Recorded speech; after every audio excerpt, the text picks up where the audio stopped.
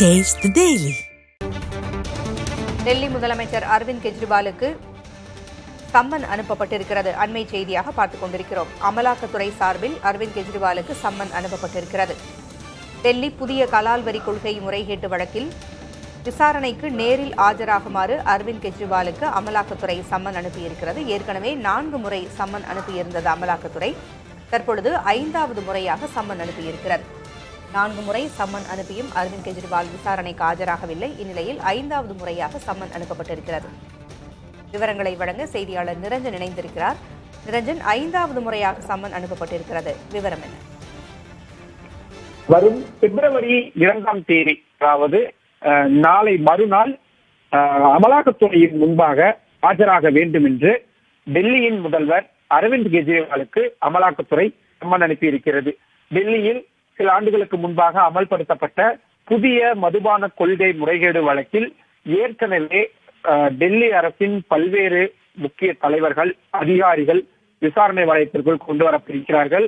இதில் அதிகபட்சமாக டெல்லி மாநிலத்தின் துணை முதல்வராக இருந்த மணீஷ் சிசோடியா அமலாக்கத்துறையினரால் கைது செய்யப்பட்டு பல மாதங்களாக அவர் சிறையில் அடைக்கப்பட்டிருக்கிறார். இவர் தவிர நாடு முழுவதும் இருந்து, குறிப்பாக தெலங்கானா, பஞ்சாப் உள்ளிட்ட பல்வேறு மாநிலங்களின் தொழிலதிபர்களும் விசாரிக்கப்பட்டும் கைது செய்யப்பட்டிருக்கிறார்கள். தெலங்கானா மாநில முன்னாள் முதல்வர் சந்திரசேகர் ராவின் மகள் கவிதா கூட இந்த விசாரணை வளையத்திற்குள் வந்திருந்தார். இதில் மிக முக்கியமாக டெல்லி முதல்வர் அரவிந்த் கெஜ்ரிவாலுக்கு ஏற்கனவே 4 முறை சம்மன் என்பது அனுப்பப்பட்டிருந்தது. 4 முறையும் அவர் பல்வேறு காரணங்களை சொல்லியிருந்தார். குறிப்பாக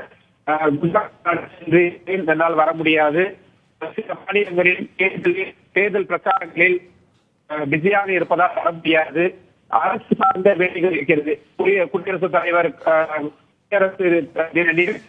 பாதுகாப்பு எல்லாம் பார்க்க வேண்டியது, வர முடியாது என பல காரணங்களை சொல்லியிருந்த நிலையில் 5வது முறையாக அவருக்கு சம்மன் என்பது அனுப்பப்படுகிறது. பிப்ரவரி 2ஆம் தேதி நேரில் ஆஜராக வேண்டும் என்று இந்த புதிய சம்மன் என்பது அனுப்பப்பட்டிருக்கிறது. இந்த முறையாவது ஆஜராவாரா என்ற கேள்வி நிச்சயமாக. நன்றி நிரஞ்சன். கூடுதல் தகவல்களுக்கு மீண்டும் தொடர்பு கொள்கிறோம்.